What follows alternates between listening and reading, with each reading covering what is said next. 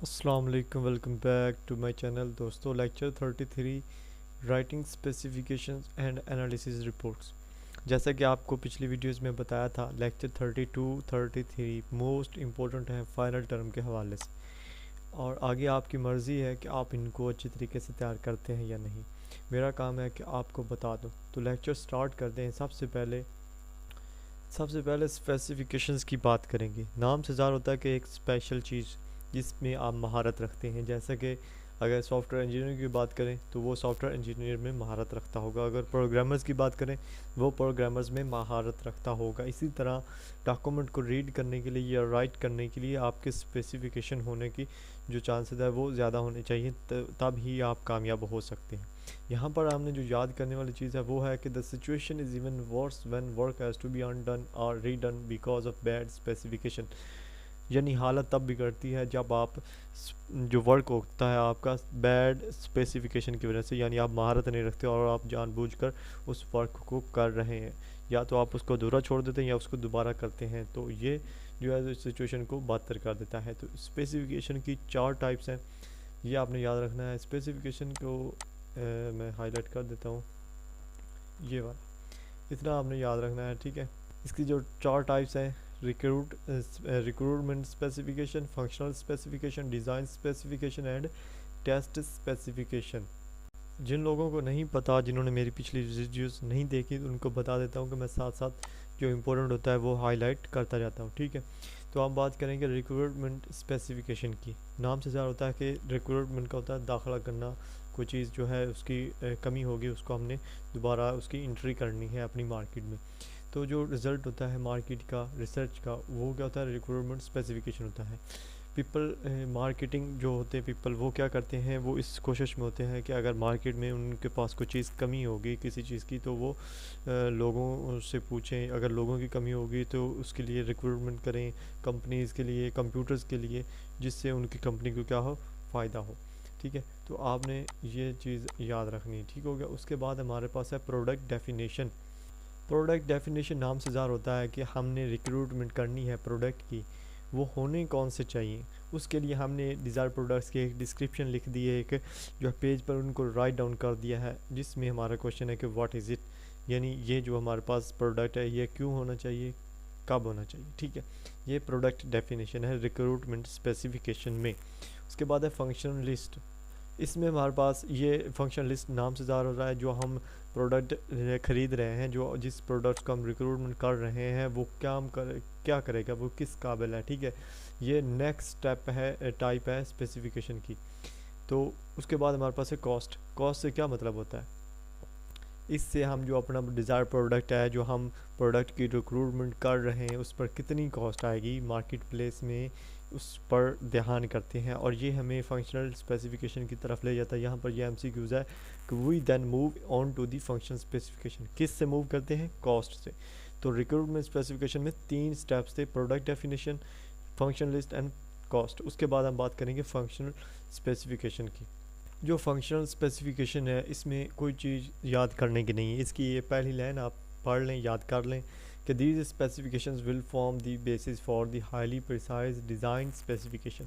Design specification के लिए जो बेसिस होती है वो कौन सी चीज़ है? Functional specification. जस्ट इसकी जो फर्स्ट लाइन है, अगर आप ये याद कर लेते हैं तो ठीक है, ठीक है।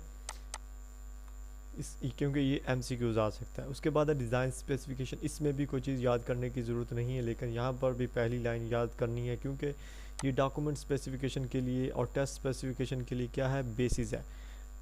बेसिस है, यानी इससे आगे हम टेस्ट प्लान्स कर सकते हैं, और जो हमारे पास डॉक्यूमेंटेशन स्पेसिफिकेशन होगी उसको हम देख लेंगे, ठीक है। अगर टेस्ट स्पेसिफिकेशन यहाँ बात करेंगे तो इसमें भी आपने कुछ भी याद नहीं करना, ठीक हो गया। उसके बाद है हमारे पास एनालिसिस रिपोर्ट।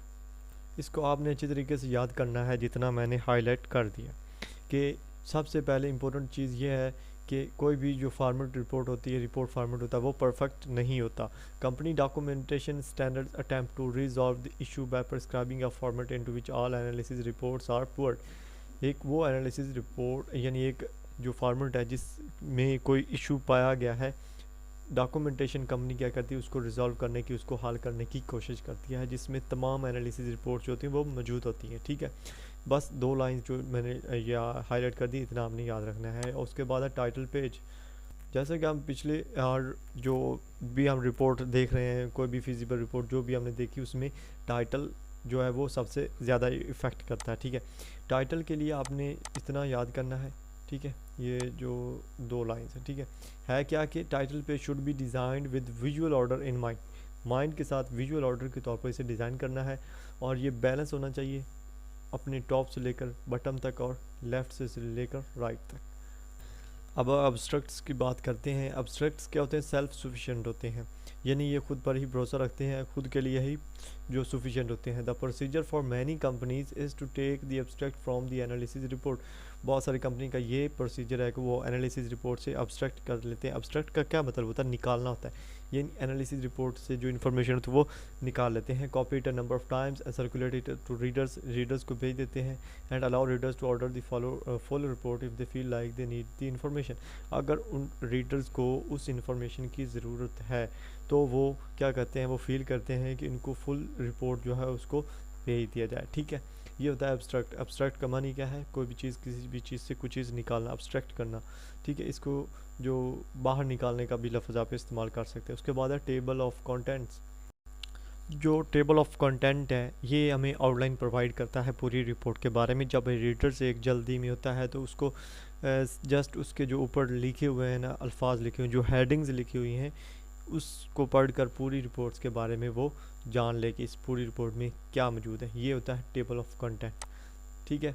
ये तो सबको पता है, जैसे कि हमारे इस जो मैं अभी ओपन करके बैठा हूँ हैंडआउट्स, इसके फर्स्ट पेज पर लिखा हुआ है कि इंग्लिश 201 में ये क्वेश्चन, ये जो है जो लेक्चर्स हैं वो इस सफ़ा नंबर पर दिए हुए। तो ये होता है table of content. List of symbols. Symbol क्या होते हैं? इशारे होते हैं। इशारे इसमें क्यों ज़रूरी है कि it is an optional addition to the front matter of analysis report. Include it if you think the readers will need to have symbols defined. The same thing applies to the inclusion of the glossary. यानी अगर जो reader है उसको ज़रूरत है कि वो symbol इशारों से जो है कोई भी इंफॉर्मेशन डिफ़ाइन करे विजुअल एड के ज़रिए, तो उसको क्या है, ये जो इशारे होंगे, लिस्ट ऑफ सिंबल होगी, वो ग्लॉसरी में दे दी जाएगी, ठीक है। सिंपली इसका ये मतलब है। उसके बाद हमारे पास है इंट्रोडक्शन और डिस्कशन को याद करने की ज़रूरत नहीं है, ठीक है। इंट्रोडक्शन क्या होता है कि कोई भी रिपोर्ट हो उसका मेन इशू जो होता है, मेन जो उसका टॉपिक होता है वो उसके ऊपर हेडिंग दी हुई होती है, ठीक है। उसके बाद डिस्कशन क्या है कि टेक्निकल इशू कोई भी रिपोर्ट का है उसको डिस्कशन किया गया है, थोड़ा बहुत उसके जो मेन पॉइंट है उसको डिस्कशन किया गया है, एविडेंस प्रोवाइड किए गए हैं या एक्सप्लेनेशन दी गई है तो उसको डिस्कशन की गई है, ठीक है। इट शुड बी सब divided into topics each with the sub heading. इस डिस्कशन में क्या होता है कि टॉपिक को सब डिवाइड किया जाता है टॉपिक्स में, और उन टॉपिक्स को आगे हम सब हेडिंग में, सब टॉपिक्स में डिवाइड कर देते हैं। अब बात करते हैं जो आपने याद रखना है वो है कंक्लूजन। कंक्लूजन क्या होती है? कंक्लूजन का मतलब होता है कि इख्तिताम। यहाँ पर जैसे कि अगर आप 401 पढ़ रहे हैं तो उसके एंड पर, या BIF 10 पढ़ रहे हैं उसके एंड पर, कोई भी लेक्चर उसके एंड पर दिया होता है कंक्लूजन, जिसमें पूरा जो टॉपिक हमने पढ़ा होता है उसके बारे में थोड़ी थोड़ी डिटेल दी हुई होती है, वो होती है कंक्लूजन, यानी एंड होता है, इख्तिताम होता है। इसमें क्या होता है कि it presents the results of the analysis. पूरा जो एनालिसिस होता है, पूरा जो लेक्चर होता है उसके रिपोर्ट जो होता है वो प्रेजेंट कर देता है। And the evolution of what was presented in the discussion, sometimes listing the conclusion is a good way to organise them. उसमें यह लिखा होता है कि पूरे टॉपिक में क्या बयान किया गया, और ये बयान करना, इसकी लिस्ट बनाना बहुत ही उम्दा वे है, बहुत ही नाइस वे है। And it cause attention to the conclusion individually but still enables writers to explain them is necessary। ये हर एक शख्स की जो टेंशन होती है उसको इंडिविजुअली जो है उसको कंक्लूड कर देता है, उसको बता देता है कि इसमें ये था, लेकिन फिर भी जो राइटर्स होते हैं, जो लिखने वाले होते हैं, उनके लिए ये ज़रूरी है कि वो पूरी एक्सप्लेन करें, ठीक है। उसके बाद है कि रिकमेंडेशन। रिकमेंडेशन को आपने याद रखना है। रिकमेंडेशन क्या होता है कि रिकमेंड करना, तजवीज़ देना, ठीक है। रिकमेंडेशंस होती तो ऑप्शनल है, यानी ये लाजमी नहीं कि आप हर रिपोर्ट में रिकमेंडेशन दें।